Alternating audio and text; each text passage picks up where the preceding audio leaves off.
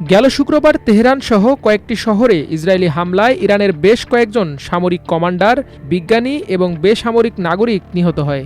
ওই আগ্রাসনের প্রতিক্রিয়ায় ইরান শুক্রবার সন্ধ্যা থেকে ইসরায়েলের বিভিন্ন এলাকায় লাগাতার আক্রমণ চালায়। আয়রন ডোম ভেদ করে ইরানের চালানো ক্ষেপণাস্ত্র হামলায় ভয়াবহ ক্ষতির শিকার হয় উচ্চাভিলাষী ইসরায়েলের বেশ কিছু সামরিক ও গুরুত্বপূর্ণ স্থাপনা। ওই পাল্টা হামলার শুরু থেকে এ পর্যন্ত ইসরায়েলে মোট নিহতের সংখ্যা দাঁড়িয়েছে ২৪ জনে। আহত অবস্থায় প্রায় ৩০০ জনকে বিভিন্ন হাসপাতালে ভর্তি করা হয়েছে বলে জানা গেছে। ইরানি হামলার ভয়াবহতা দেখে বেশ শঙ্কিত ইসরায়েলের সাধারণ জনগণ। মুখ খুলতে শুরু করেছেন বিশ্লেষকরাও। মেহের নিউজ এজেন্সির বরাত দিয়ে পার্স টুডে জানিয়েছে, ইসরায়েলি নিরাপত্তা ও সামরিক বিশেষজ্ঞ ইওসি মেলম্যান ইসরায়েলি নেতাদের পরামর্শ দিয়েছেন যে তারা যেন তেহরানের সাথে যুদ্ধবিরতি ভিক্ষা চাওয়ার আগে এই উন্মাদনা বন্ধ করে। মেলম্যান বলেন, যদি পরিস্থিতি এভাবে চলতে থাকে অবশেষে ইসরায়েল ইরানের কাছে যুদ্ধবিরতি ভিক্ষা চাইতে বাধ্য হবে। তিনি আরও লিখেছেন যে এই আনন্দ উল্লাস ক্ষণস্থায়ী ছিল। শুক্রবার সকালে আমি নিজেকেই জিজ্ঞেস করলাম, যুদ্ধে যাওয়া কি সত্যি প্রয়োজন ছিল, বিশেষ করে ইরানিদের বিরুদ্ধে?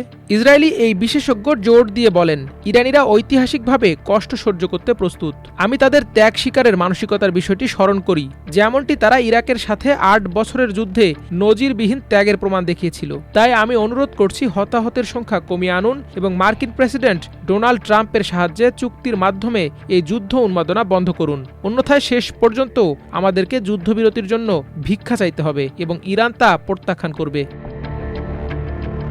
এদিকে মিশরীয় বিশ্লেষক কামাল হাবিব বলেছেন, ইরানের জন্য বড় সুযোগ এসেছে ইসরায়েলের ওপর মারাত্মক আঘাত হানার। এই অঞ্চলের শান্তি ও মর্যাদার একমাত্র শর্ত হল ইসরায়েলের পরাজয় ও ধ্বংস। ইরানের সাথে দীর্ঘমেয়াদী যুদ্ধের আশঙ্কায় ইসরায়েল খুবই উদ্বেগে রয়েছে বলে জানিয়েছেন ওয়ালা নিউজের ইহুদিবাদী বিশ্লেষক ডেনিস স্টানোভিস। তিনি এক নিবন্ধে লিখেছেন, যুদ্ধ চলছে, কিন্তু ইসরায়েলের আশঙ্কা হলো এটি দীর্ঘমেয়াদী যুদ্ধে পরিণত হতে পারে। এমনটি হলে তা ইসরায়েলের জন্য বড় বিপদ ডেকে আনবে।